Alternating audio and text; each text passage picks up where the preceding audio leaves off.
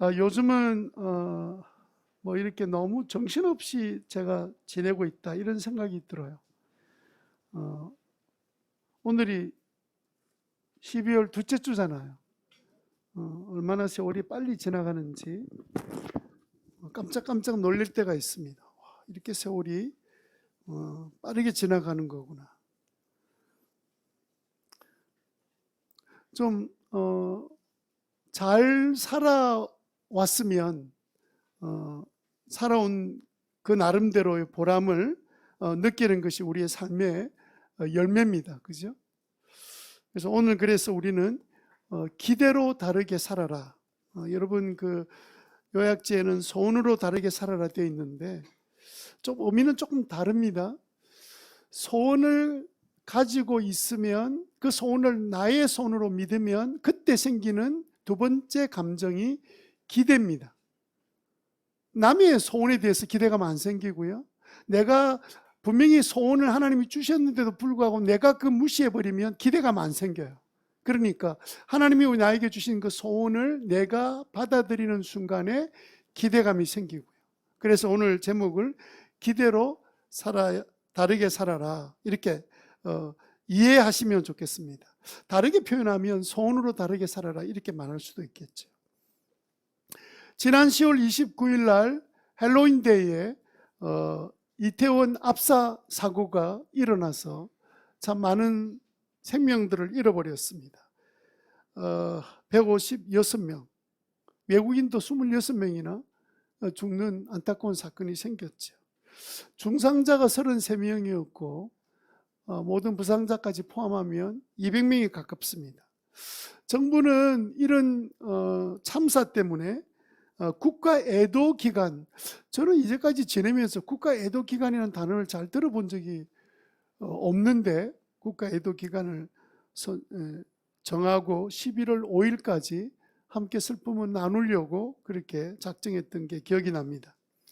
헬로윈 데이 때 그때 죽었던 대부분 사람들이 10대와 20대들이에요. 너무 안타까운 일이죠. 전국에서 이 10대, 20대들이 모였습니다. 물론 서울, 경기도가 제일 많은 사람들이었는데 최근에 와서 왜 젊은 세대들이 헬로윈 데이 이렇게 열광할까? 그게 추수감사절하고 겹쳐져 있는 기간인데 왜 그렇게 될까? 제 개인적인 생각입니다. 헬로윈데이 특징은 뭐냐면 다 가면을 쓰거나 분장, 위장, 화장, 할 거는 장은 다 해서 자기를 가려요. 그래서 누가 누군지를 몰라요. 우리는 문화 자체가 체면 문화이기 때문에 하고 싶은 행동을 집에서 했다가 늘 야단맞고 사회에서 지탄을 당하고 이렇게 도덕적인 삶을 요구당하다가 헬로윈 축제처럼 다 뒤집어 쓰고 내가 누군지를 아무도 모르는 상황 가운데는 자기 마음껏 자기를 표현할 수 있는 기회이기 때문에 그래서 헬로윈 데이가 젊은 세대에게 곽강을 받는 게 아닌가 제 생각이 그렇습니다.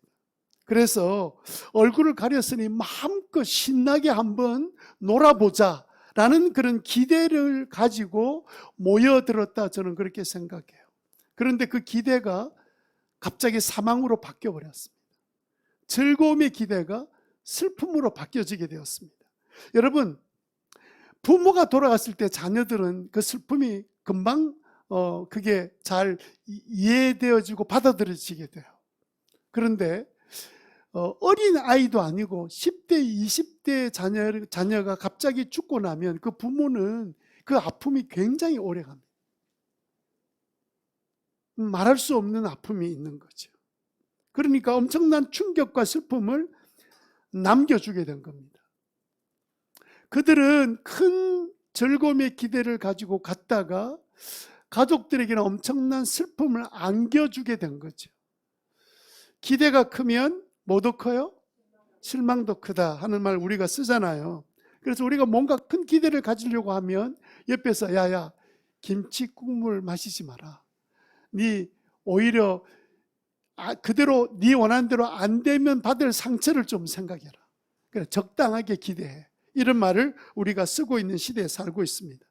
자, 여러분, 이게 우리가 살면서 기대했다가 이루어지지 않고 기대했다가 실망하고 좌절하는 일들을 반복적으로 경험하고 나면 어떻게 되겠습니까? 그 다음부터는요, 기대를 안 하려고 하게 되고요, 기대가 생길 때마다 동시에 생기는 새로운 감정이 생기는데, 그것은 바로 새로운 그림자와 같이 따라다닙니다. 그 그림자를 불안의 그림자라고 해도 잘못된 표현이 아니에요. 불안의 그림자. 그래서 어떤 일을 막 그냥 기대하고 막 이렇게 하다가 안 되면 어떻게 하지? 이런 생각이 이루어질 것에 대한 기대 이상으로 우리를 굉장히 압박하기 시작합니다. 그래서 마음의 불안을 느끼게 되는데, 그래서 요즘 젊은이들이 기대를 안 하려고 애를 써요. 요즘 젊은 그 세대들이 그래서 가지고 나온 단어가 뭡니까? 소확행이죠. 보통 우리가 꿈꾸는 기대는 이루어질지 안 이루어질지 안 이루어질지가 더 프로테지가 높기 때문에 그냥 확실한 것, 그냥 뭐 평소에는 잘 가지 못하지만 좀 아주 경치 좋고 좀 좋은 카페에 가서 비싼 커피를 한 잔 마시고 그다음에 케이크 하나 주문해서 먹는, 혼자서 그렇게 즐기는, 행복해하는 그런 기대는 절대로 뺏기지 않거든요. 그래서 아주 작은 것에 대한 기대를 가지고 살아가는 젊은 세대의 소확행. 저는 이 10대, 20대, 요즘의 그 30대는 소확행의 세대가 아닌가 그런 생각이 듭니다. 저는 이 분위기가 답답한 거예요. 왜냐하면 염려도 됩니다. 사람이 그 기대가 크면 클수록 실망이 된다 할지라도 기대를 크게 갖는 사람이 무엇이 앞에 놓여져 있습니까? 미래라는 것이 놓여져 있잖아요. 그런데 그 불안해서 기대를 안 한다? 그러면 미래는 어떻게 돼요? 미래가 없는 거죠. 그래서 여러분 현실적으로 보세요. 전부 다 그냥 당장 오는 즐거움만을 추구하고 살아가는 세상으로 점점 바뀌어져 가고 있는 거예요.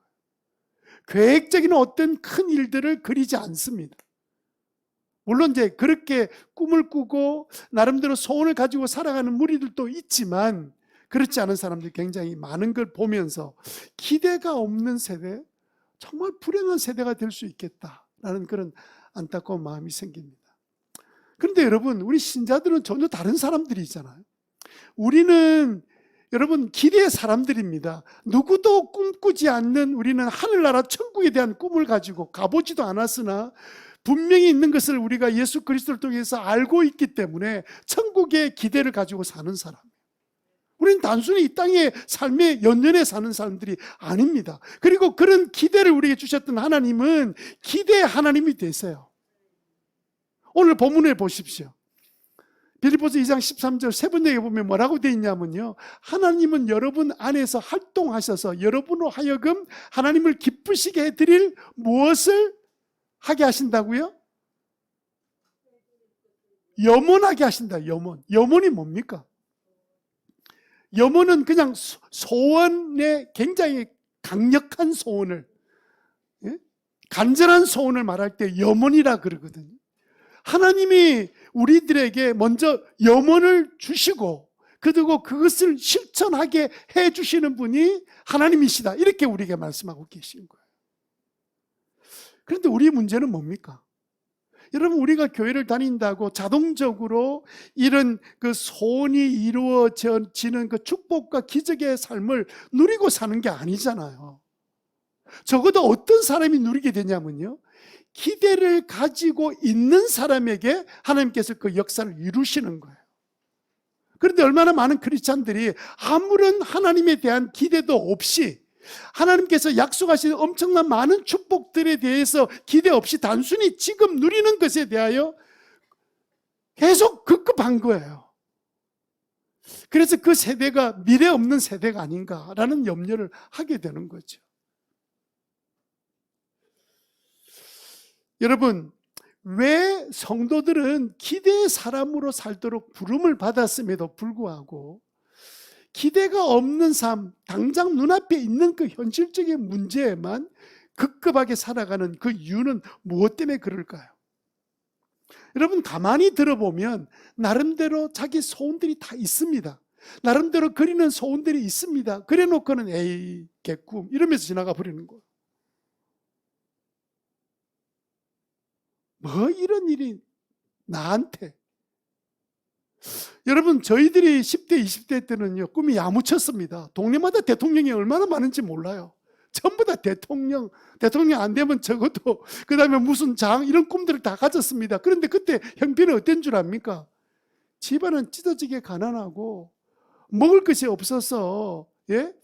그 당시에는 보리가 싸가지고 보리밥 먹고 살았고 쌀밥은요 생일날이나 먹는 그런 시대에도 뭐는 컸다고요? 예, 꿈은 컸어요. 근데 지금 반대 삶을 사는 거예요. 그 꿈 가지니까 안 이루어지잖아.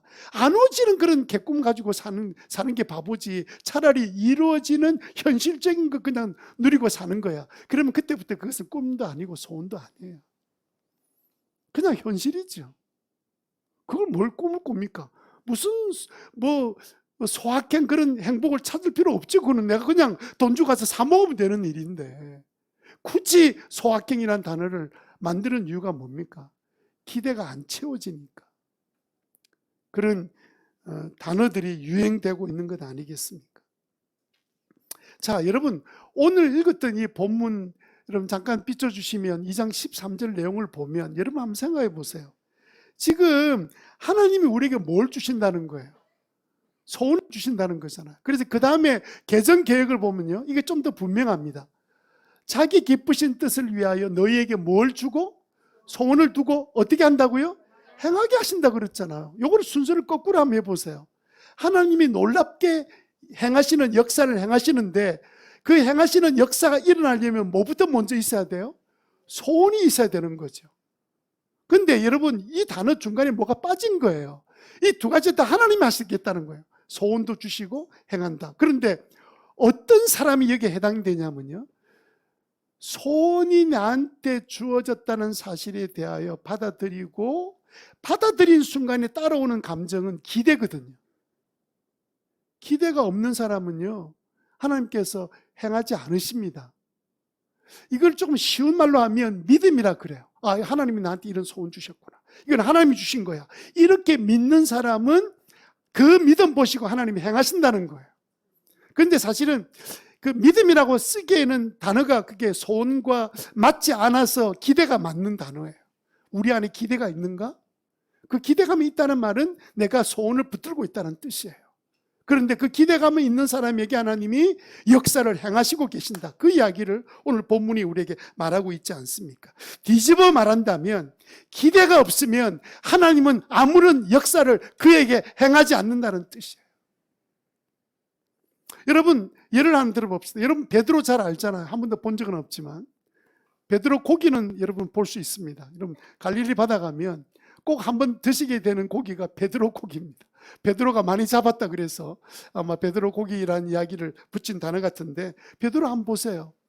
한 번은 제자들과 함께 배를 타고 밤중에 가는데 저기에서 예수님이 무리를 걸어서 오니까 전부 다 유령인 줄 알고 막 소리를 지르고 있는데 유독 그 가운데 베드로라는 인물은 예수님의 사실을 알고 난 다음에는 그 마음에 새로운 소원이 생긴 거예요.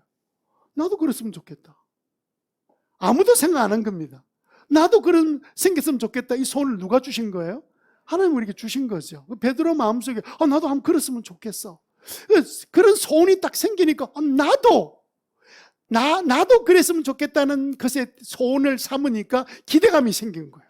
기대감이 딱 생기니까 그 다음에 뭐라고 말합니까? 주님, 나도 걷고 싶어요. 그런데 문제는 기대는 갖고 있다 할지라도 능력이 있어요, 없어요? 없지. 그럼 누가 행한다 그랬어요?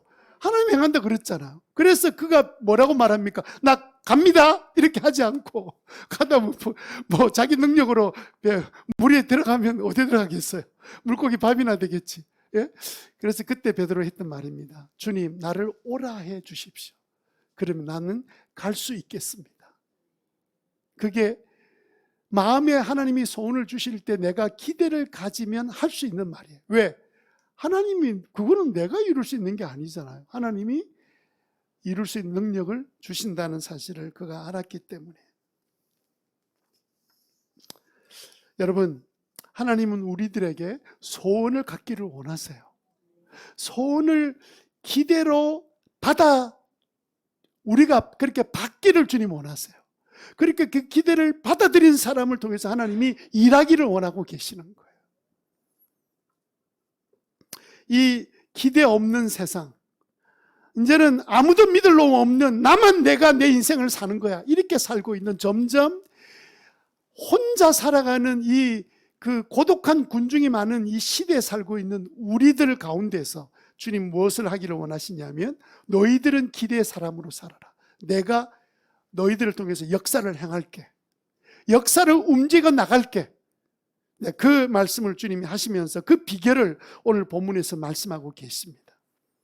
여러분, 우리가 기대가 없다, 하나님에 대한 기대가 전혀 없다, 이러면 미래도 없고 하나님의 역사도 없습니다. 여러분들이 하나님이 주시는 소원을 기대하고 마음에 하나님이 나한테 주신 소원이야, 그럴 때 여러분 기대를 가지세요. 아, 하나님이면 가능해 하고 받아들이세요. 그럴 때 주님이 일하기 시작하신다는 거예요. 그럼 우리가 만약에 신자로서 기대를 하지 않는 삶을 살면 어떤 인생이 되냐면요, 첫 번째로 기억할 것은 후회하는 삶을 삽니다. 후회한다는 게 뭡니까? 과거를 돌이켜 볼 때 내가 왜 그랬지 하고 뉘우친다는 뜻입니다. 왜 내가 그랬나? 왜 그랬을까? 안타까워하고 속상해하는 감정이 후회하는 감정입니다. 왜 기대하지 않으면 후회하는 삶을 살게 될까요? 여러분, 하나님은 우리의 기대에 따라서 역사하시기 때문에 그래요. 우리가 만약 기대를 하지 않는다면 하나님이 주신 그 소원에 대해서 받아들이지 않는 것으로 주님 이해하고 계세요.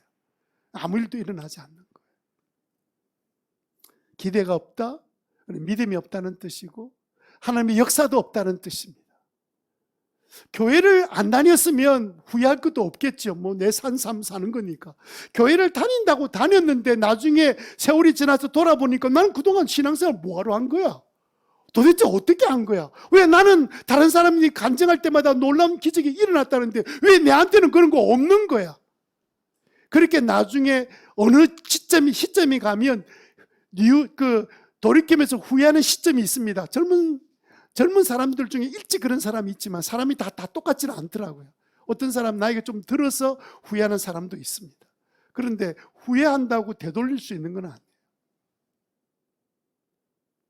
왜 우리에게 그 기대하는 마음이 없을까요? 하나님 우리에게 소원을 주시는데 수많은 약속들을 통해서 소원을 던져주셨어요. 너는 내 자녀니까 이런 소원 가슴에 품어 살아도 돼. 내가 이룰 거니까. 그런데 정작 그런 많은 소원들을 던져주셨음에도 불구하고 내가 그것을 기대로 나가 붙들지 않았기 때문에 아무것도 얻지 못하는 삶을 산 거지요. 왜 우리가 기대하는 마음이 없냐면 소원을 주시고 행하시는 하나님에 대한 믿음이 전혀 없거나 아니면 하나님의 소원을 알면서도 거절했기 때문에. 나는 지금 그럴 상황이 아니야. 나는 해야 될 일이 너무 많아. 계속 미루다가 하나님의 소원을 이루지 못한 삶. 어떤 사람은요, 기대했다가 뭐 안 되던데 지난번에 기도하라고 했더니 기도해도 안 되던데. 여러분, 기도했다고 안 된다는 그 말은 좀 이상한 말입니다. 하나님은 기도하라고 말할 때 그 동사가 내가 너한테 응답될 때까지 계속 기도해. 어떤 사람은 단번에 기도 응답받습니다. 어떤 사람은요, 고쳐야 될 부분이 있을 때는, 믿음이 좀 필요할 때는 기도 직접 바로 응답 안 해주세요. 그런데 어떻게 하냐면요, 마치 어린아이처럼 그냥 주세요 했다가 안 주면 뭐 끝인가 봐. 그럼 기도도 안 하는 거예요.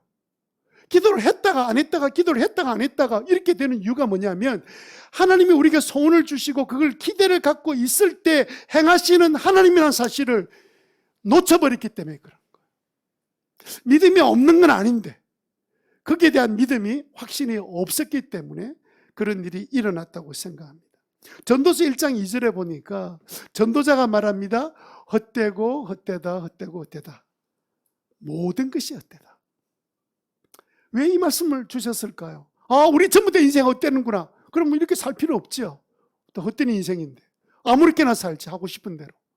근데 여러분, 절대로 우리 크리스찬 입에서는 이 단어가 고백되면 안 돼요. 후회하는 고백입니다. 내가 하나님의 뜻대로 하나님의 지혜로 살지 않았기 때문에 어느 날 보니까 다 내가 헛짓 했구나. 내가 이런 거 전부 다 헛짓말 하고 살아왔구나. 이렇게 고백을 우리가 왜 해야 돼요? 안 해야 되는 거죠.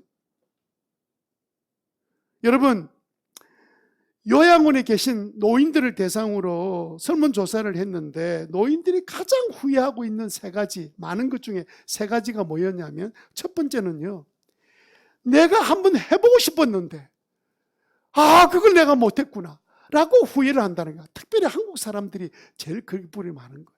자식 때문에 못하고, 아내 때문에 못하고, 뭐 그때 막 집안 일 때문에 못하고, 누구 때문에 못하고, 뭐 사람들이 뭐라 할까 싶어서 못하고, 모든 생각 가지고 지내다가 어느 날 나이가 들어서 돌아보니까 이렇게 될 바에 내가 이거라도 좀 했으면 좋을 뻔했는데 라고 후회를 한다는 거예요. 두 번째는요, 좀 맺힌 거 좀 풀고 올걸. 그냥 내가 가서 한마디, 막 상대방이 잘했든 못했든, 아이고, 내 미안해, 내가 잘못했어, 이거 한마디를 왜 못하고 이런저런 관계에 썰끼고 얽혀서 뭐 누가 잘못했든 상관없이 어느 날 보니까 원수처럼 완전히 관계를 다 끊어버리고 살았던 것이 들어 누워있을 때 제일 후회스러운 것 중에 두 번째라 그러잖아요. 내가 그때 말 한마디를 하고 말걸, 찾아가서 내가 그렇게라도 이야기할걸. 이제는 나갈 수가 없어. 간호사가 안 보내줘. 세 번째 후회는 뭐냐면, 아이고, 이럴 줄 알았으면 좀 나누어 줄걸. 그 사람 옆에 그렇게 힘들은 거 내가 알고 있었는데 좀 나누어 줬을. 그때 내 그 동생이 좀 힘들었는데 좀 나누어 줄걸. 왜냐하면 이제는 그동안 혼자 아끼고 노력하고 이렇게 해서 제법 꽤 많은 재산이 있는데 병원에 딱 들어오고 난 다음부터는 아무런 내가 쓸 수 있는 게 아무것도 없어. 자식들한테 다 넘어가 버렸어 벌써. 그러니까 후회가 되는 거예요. 이렇게 내가 돈을 고생해서 실컷 고생해서 해놓은 것 하나도 제대로 내가 필요하다, 어렵다, 힘들다는 그 이야기를 눈으로 보고도 내가 하지 못했구나. 후회가 되는 거예요. 후회가 된다는 말은 무슨 말입니까? 젊었을 때 그런 생각이 있었다는 뜻입니다. 이런저런 핑계대고 내가 안 했을 뿐이고 그래서 지금 후회가 되는 거죠. 그래서 앞으로 여러분, 어느 시점에 오면 후회 시점이 오지 않게 하려면, 내가 정말 헛되게 살았구나 이런 고백을 하지 않으려면 우리가 어떻게 해야 돼요? 네, 우리는 기대를 갖고 살아야 돼요. 기대감을 갖고 사셔야 돼요. 자, 우리가 신자들이 기대감을 갖고 살면 어떻게 하면 기대감을 갖는 삶, 그래서 놀라운 하나님의 역사가 일어나는 그런 삶을 살 수 있을까요? 그렇게 살려면 두 번째 우리가 기억할 것은 파도를 타야 됩니다. 파도 타기 해야 됩니다. 파도를 타자. 시작. 파도를 탄다는 말은 파도를, 어떤 파도를 타느냐가 문제지, 그죠? 우리 소원의 파도를 타셔야 돼요. 소원의 파도를 타야 돼요. 파도 타기 여러분 보셨죠? 예, 그 파도가 막 높이 이렇게 높은 파도가 치는 그 바닷가에서 젊은 사람들이 그 보드를 타고 이렇게 막 이렇게 그 뭡니까? 파도에 따라서, 그죠? 같이 흘러가고 이러는지 이렇게 보는데, 파도 타는 사람들이 그렇게 신난대요. 파도 타는 게 기쁘고 뭐 즐겁답니다.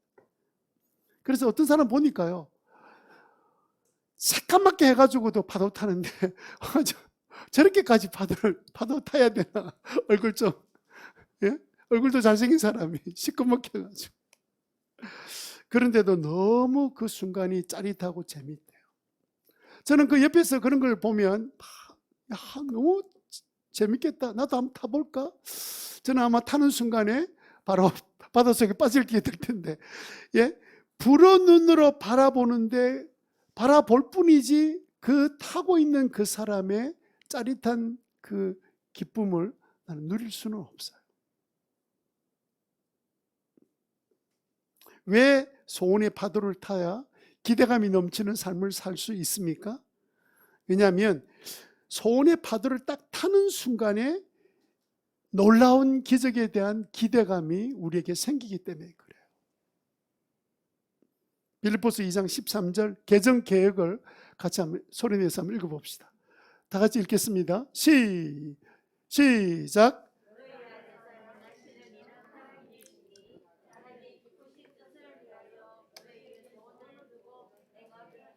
여기 단어에 보면 소원을 두고 행하게 하신다는 이 단어 있잖아요. 이게 저는 헬라어에 대한 단어 잘 쓰지 않는데 에네르게인이라는 단어입니다. 에네르게인이라는 단어를 헬라어로 쓰고 있는데 거기서 무슨 단어가 나왔냐면 에너지라는 단어가 나왔어요. 에너지의 원래 단어입니다. 그러니까 하나님이 어떻게 하신다?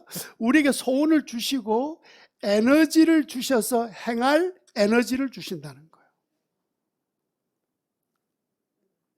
여러분, 우리 속에 소원이 생기는 그 소원의 파도를 따라서 갈 때 능력은 내 없어요. 그냥 그러고 싶은 소원이 생겼어요. 그럴 때 여러분 무시하지 마세요. 그냥 아이고 개꿈 이렇게 하지 마세요.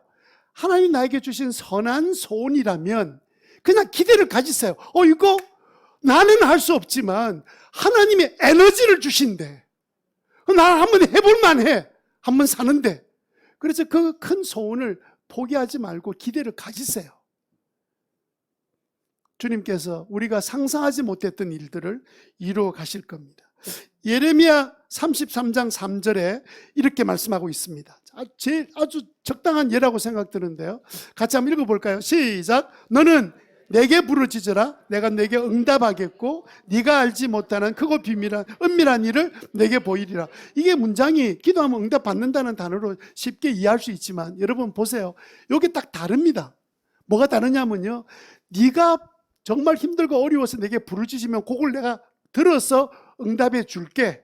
요거는 우리 기도 응답 받았다고 끝나는 일인데 하나님은 요게 끝나지 않고 어떻게 하냐면요, 자, 네가 나를 믿고 의지하고 기대를 가지고 내게 구했으니까 너 문제를 내가 해결해 줄게. 그러나 끝은 아니야. 네가 그렇게 한 그 행동을 통해서 나는 아무도 모르는 은밀한 하나님 나라의 큰 역사를 내가 이룰 거야.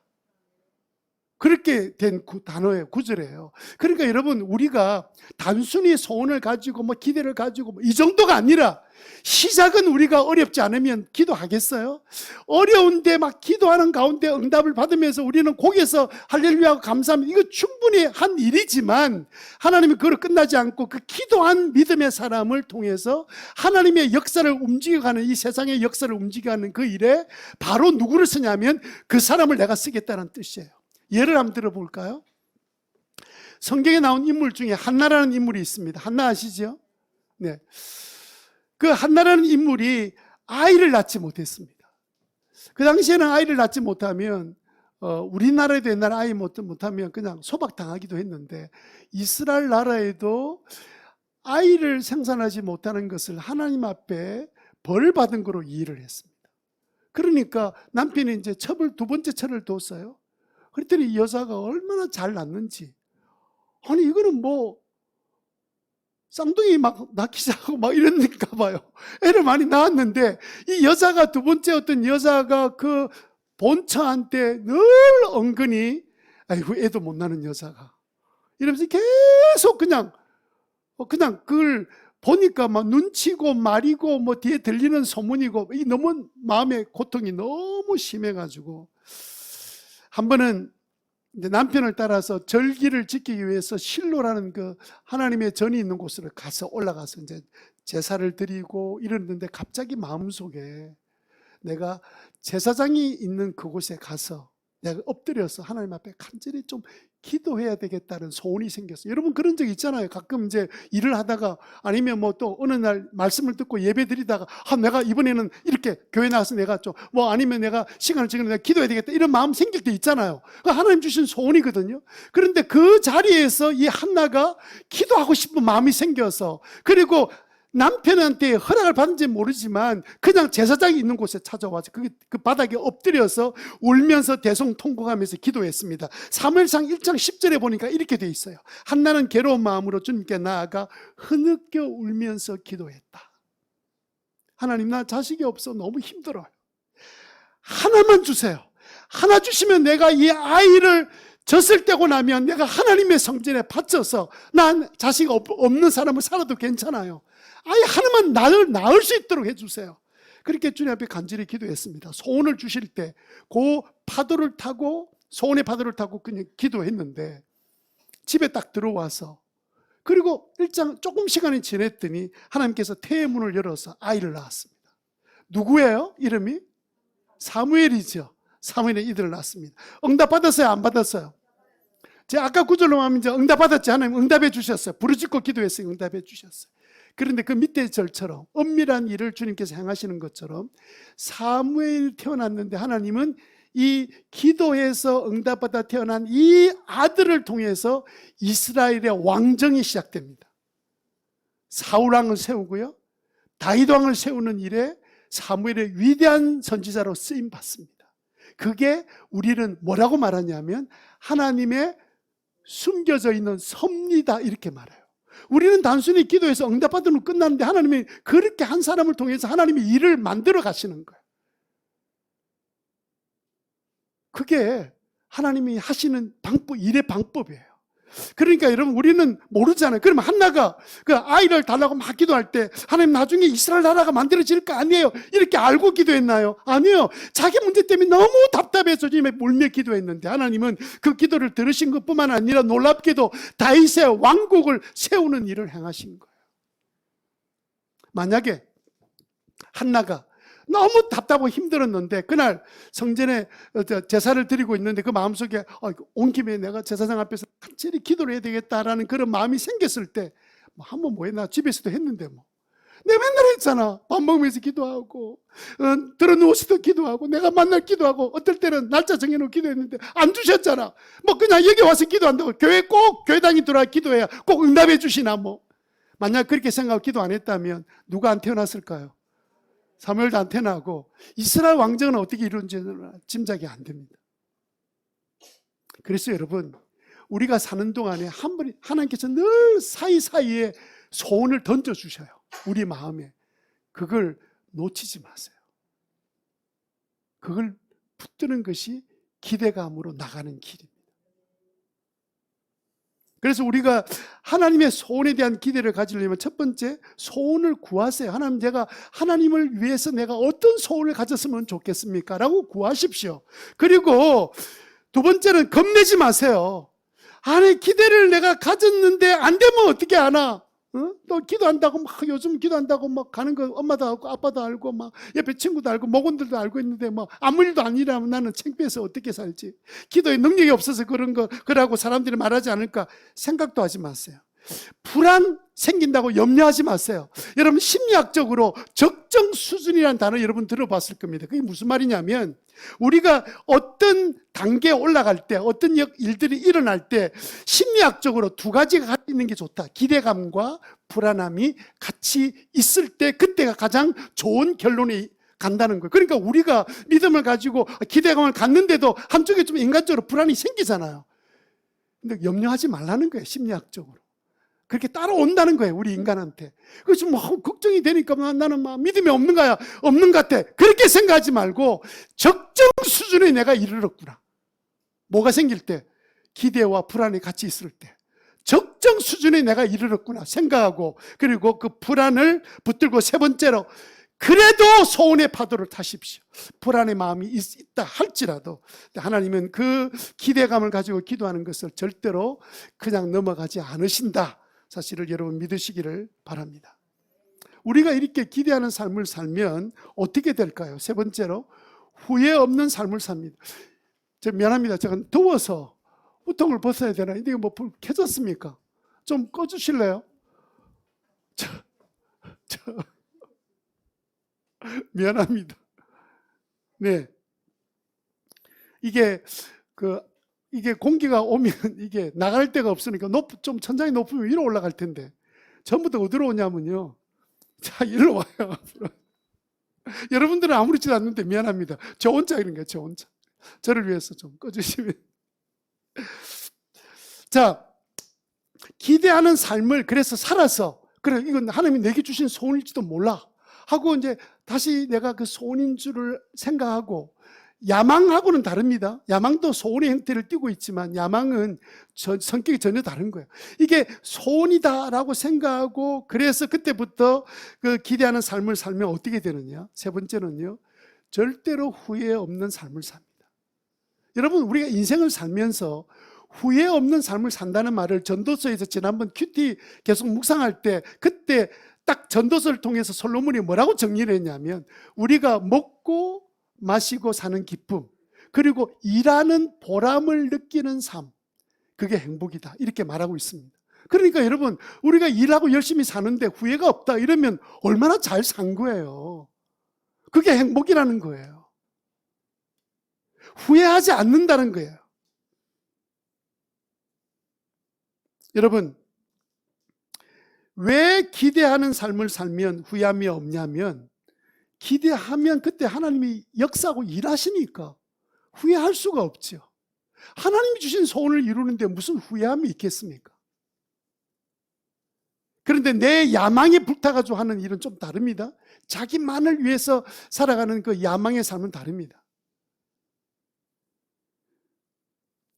자, 우리가 하나님의 소원에 그 파도 타기를 하면 어떤 일이 일어나냐면, 첫 번째는요, 내가 그 일을 통해서 이게 하나님 앞에 하는 순종이구나 하는 사실을 알게 돼요.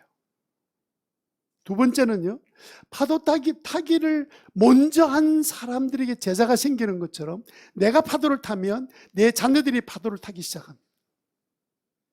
보고 배우기 때문에 다른 파도 타는 제자들이 생기기 시작합니다. 이번에 정명섭 선교사님이 집회하면서 자신의 소원을 가지고 젊을 때 선교사로 평신도로 가서 일하면서 평신도 선교사로 갔다가 그래서 하나님 부르심을 통해서 하나님 계속 이루시는 그 역사를 통하여 하나님께서 소원을 주시는 그 파도 타기를 통해서 이룬 역사들을 들으면서 우리도 같이 저 파도에 같이 타서 올라타서 갔으면 좋겠다, 이런 소원이 생긴, 저한테는 그런 소원이 생겼어요. 아마 여러분들도 그런 소원이 생겼다고 생각합니다. 그러면 누가 역사예요? 하나님 역사를 시작하시는 거예요. 어떻게 하실지 몰라요. 그냥 단순히 내가 기도하는 그 기도로 응답받는 것으로 끝나는 게 아니라 뒤에는 우리가 상상하지 못하는 은밀한 하나님의 승리가 들어있는 거예요. 그래서 그런 사람을 통해, 기대를 갖고 있는 사람을 통해서 하나님은 세상의 역사, 영적인 세계의 역사를 이루어 가신다, 이 사실을 여러분 믿게 되시기를 바랍니다. 조지 물러라는 목사님이 평생 5만 번 기도해서 응답받은 것을 기록해놨다가 지금까지 이게 이 단어 5만 번 기도 응답받은 조지 물러에 대한 이야기가 지금도 전해지고 있죠. 이분이 안 믿는 친구 5명이 있었습니다. 그래서 그 5명에 대해서 어느 날 내가 이 친구들을 위해서 내가 기도를 시작해야 되겠다, 그렇게 마음을 작정하고 꾸준히 기도를 시작했어요. 우리는 남을 위해서 기도하다가 연초에 숫자 이름 정했는데 목원에 우리 목장의 VIP 이름이 누군지도 모르고 이렇게 하면 기도를 안 한 겁니다. 하다가 말았다 하다가 말았다 한 거죠. 조지 물러는 자기 기도 시간마다 이 5명을 이름 불러가면서 계속 기도했습니다. 여러분, 우리가 5명 VIP 정하라는 이유가 다른 데 있는 게 이것 때문에 정해진 이유 중에 하나예요. 그래서 조지 물러가 5년 딱 기도했을 때 그 중에 1명이 예수 믿고 돌아왔습니다. 그러고 난 다음에 5년이 더 지난 동안 계속 기도하는 가운데 2명이 예수 믿고 돌아왔습니다. 안 믿을 친구들이 2명, 3명이 예수 믿었습니다. 그리고 25년 되었을 때, 그 기도 시작하고 25년 되었을 때 4번째 친구가 교회 돌아왔는데 5번째 친구는 독하게 별명이 만세반석 같아요. 전혀 끄떡없이 내한테는 그런 기도한다는 소문이 들리는데 그런 소리도 하지 말고 예수 믿으라는 소리도 하지 마라, 아주 완강하게 거부했던 사람. 그런데 제게 지난번에 한번 들었던 이야기였는데, 이분이 그러다가 이 목사님이 돌아갔었어요. 장례식 때 이 친구가 와서 그날 장례 진행되는 동안에 있으면서 마음의 문이 열려져 가지고 죽고 난 다음에 예수 믿었어요. 하나님 우리 기도를 절대로 땅에 떨어지지 않게 하시는 분입니다. 문제는 내가 기대감이 없으니까 자꾸 하다가 말았다 이렇게 많은 거예요.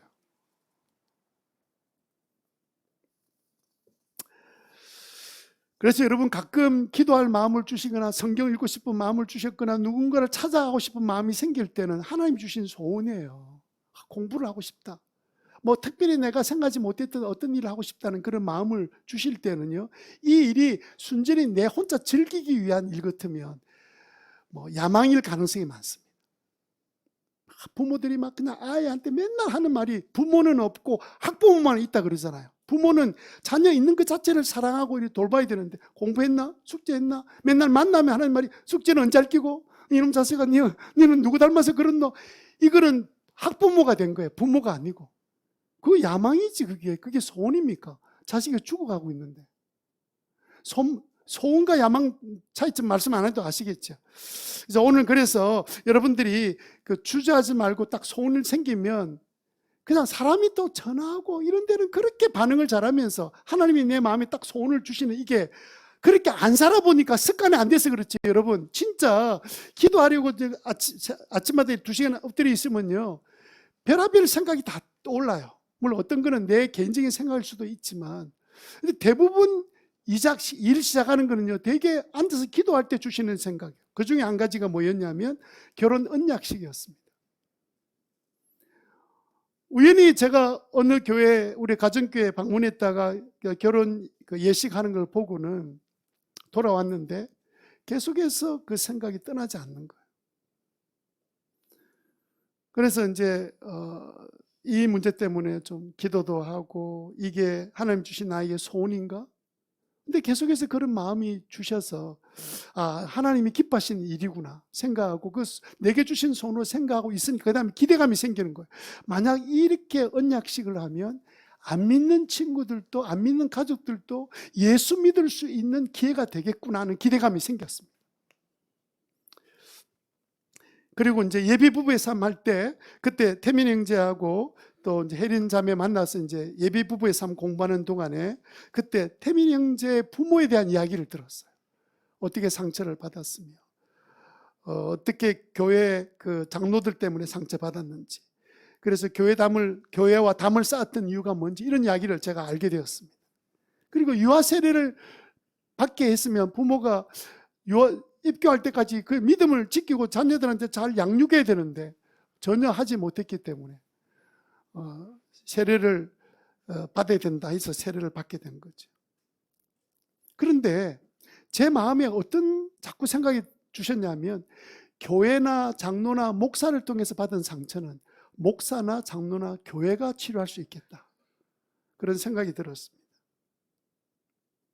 뭐 능력이 있는 건 없어요. 능력은 하나님이 갖고 계신 거니까. 그래서 이야기를 했습니다.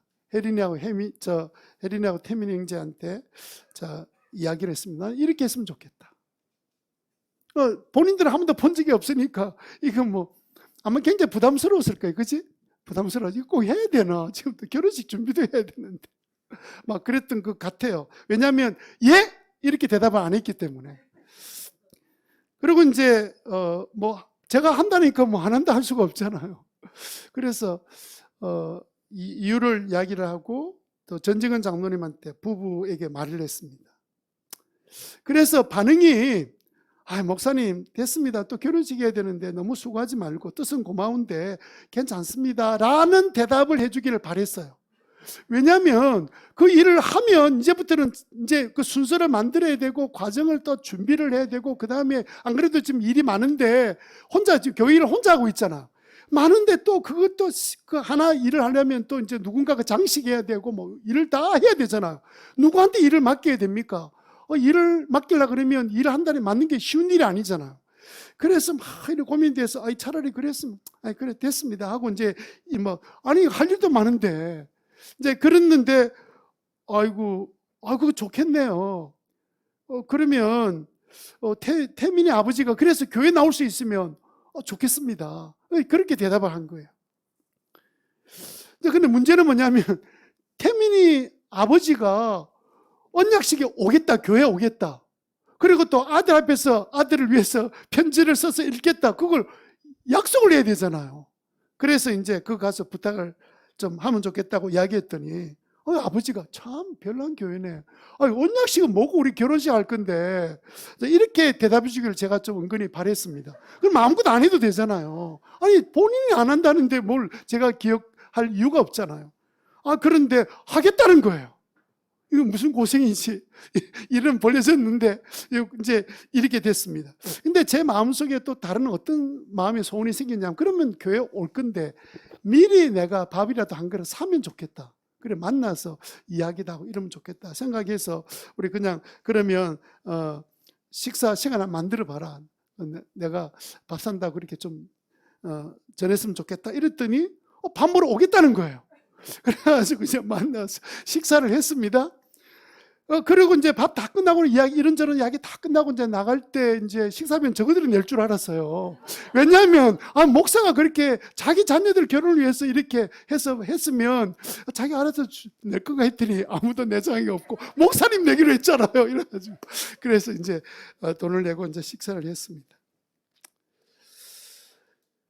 제가 이런 가정을 우습지만 이야기하는 이유는 뭐냐면, 이 과정에서 사람을 서로 알아가고 교제하고 이렇게 지내는 동안에 그날 언약식 마치고 간 다음에 아버지 마음 확 진짜 많이 바뀌어졌어요. 어머님 마음도 그렇고. 아들이 또 울었죠. 그래가지고 또 아버지도 그냥 너무 감격해가지고. 그래서 그 언약식 할 때 원래 교회 예산이 없었습니다. 그 교회 이제 계속 쓸 수 있는 도구들 쓰는 돈이 뭐 깔고 이런 돈이 꽤 들어갔는데 그 아버지가 헌금을 가져온 거예요. 그래가지고 그 돈으로 거의 다 충당이 됐어요. 일회용으로 쓰는 거는 다 이제 혜린이 집에서 이제 내는 걸로 그래 했기 때문에. 어제 이제 결혼식 마쳤는데, 결혼식 마치고 나면 이제 제가 보통 이제 신랑 신부 부모님한테 수고했다고 이제 축복한다고 이제 인사를 하는데, 인사를 하러 딱 가니까 태민 형제 어머니가 목사님, 우리 남편이요 조금 전에 결혼식 할 때 울었어요. 나는 안 울었는데.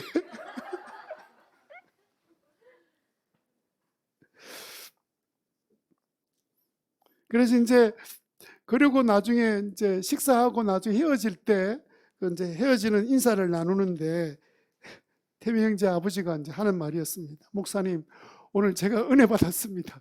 그러는 거예요. 그 은혜 받았다는 말을 이제 자기 마음에 감동이 되고, 그래서 이제 아마 어느 부분에서 그랬는지 눈물이 났다는 말이겠지, 그죠? 저는 이런 과정을 보면서 하나님께서 마음에 소원을 두시고 그 소원에 대한 기대감을 갖고 있는 사람을 통해서 영혼구원의 역사도 이루시고 하나님의 역사를 이루시는구나. 그런데 이 일을 통해서 앞으로 어떤 하나님의 섭리가 일어날지는 저는 모르지만 분명히 하나님의 섭리가 있다고 생각합니다. 벌써 이제 뭐 성탄절에 이제 VIP로 이제 오기로 약속한 것 같아요. 아니요? 몰라요? 야, 이거 완전히 다른 세대에 살고 있네. 같은 집안 식구인 줄 알았더니. 그래서 이제 마음이 많이 열려져서 이제 곧 원래 기대했던 그런 일들이 좀 일어나겠다 생각한 이 이야기를 제가 하면서 설교를 마치는 이유가 뭐냐면, 여러분 똑같아요. 그 하나님 주시는 그 소원을 붙드세요. 하나님 우리에게 주시는 그 선한 마음, 뭐 목장 모임하다가 주시는 그 생각도 선한 소원이에요. 기도하다가 갑자기 길을 가다가 내 인간의 야망이 아닌 그런 소원이 생긴, 선한 마음으로 생긴 그 소원을, 이거 하나님 나에게 주신 거 아니야? 그 일이 이루어지면 어떤 일이 일어날까? 그러면서 기대를 갖기를 시작하면 그때는 주님이 그 일을 이룰 에너지를 주시겠다고 약속하셨잖아요. 그걸 한 번 경험하고 두 번 경험하고 나면 그 다음부터는 자신감이 생겨요. 또 하나님이 일을 하시겠구나. 그래서 믿음 생활이 재미있고 신나는 거예요. 어이구, 예수 믿고 이제 하나님 앞에 가까이 가면 재밌는 일 끝났죠 이러는데 그 사람은 재밌는 일이 뭔지를 모르는 사람이에요.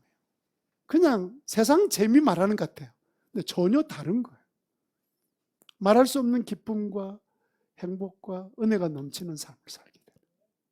그런 삶이 여러분의 길 앞에 놓인 걸 생각하고 소원을 품고 기대로 삼고 그렇게 살아내는 저와 여러분 되시기를 주님의 이름으로 축원합니다.